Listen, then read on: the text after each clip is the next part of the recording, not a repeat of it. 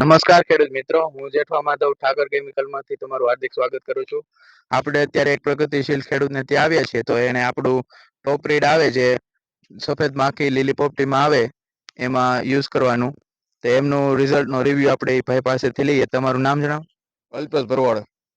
આપણે ટોપ રીડનો તમે ઉપયોગ કર્યો, કેટલા પ્રમાણમાં કર્યો? 40 ml લખે. 40 ml લેખે કર્યો હતો. અને કેટલા દિવસ થયા? 24 કલાક થઈ છે.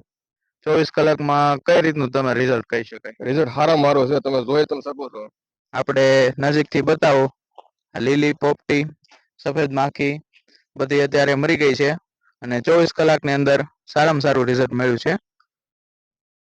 તો આપણે બીજા ખેડૂતોને શું ભલામણ કરશું કે આ વપરાય?